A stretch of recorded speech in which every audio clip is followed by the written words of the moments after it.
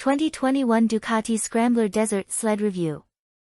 A new seat and paint job are more than enough reason to revisit the off-road-ready Scrambler. The retrobike scene is as strong as ever, with pretty much every manufacturer from Triumph to Kawasaki digging up heritage stories and building classically styled bikes to match. But the best thing about the current wave of retrobikes is that the sacrifice in performance for style is becoming less and less pronounced.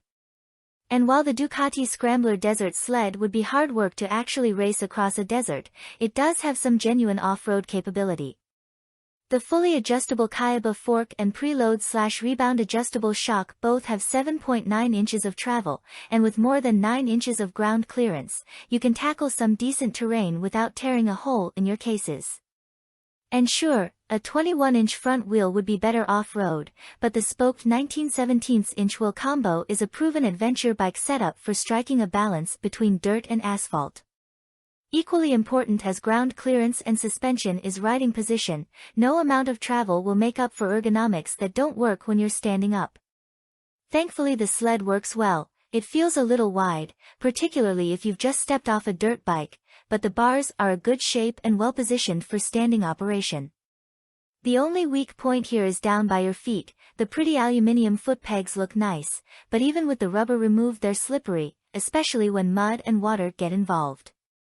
But enough number crunching, take a look at that new paint scheme. Changes to the new Desert Sled don't really go much further than a new seat and new colors, but when the colors are this good, does that matter? This is definitely one of those bikes that looks even better in the metal and keeps looking better the longer you look at it. It's a neat looking bike too, not just neat as in nice, but neat as in Marie Kondo would be proud of the lack of clutter and plumbing around the motor. That's obviously helped by the oil-/air-cooled L-twin, which does away with the radiator and associated coolant hoses.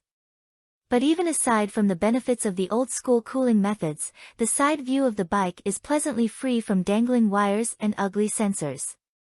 And while there's plenty of scope for customization and tuning, there isn't much about the standard bike that could be considered awkward or out of place.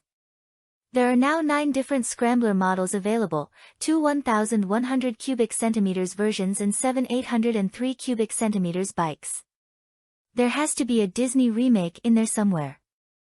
The 7 dwarves have had a new wave metal rebranding and are now called Icon, Icon Dark, Night Shift, Cafe Racer, Desert Sled, Full Throttle, and 62.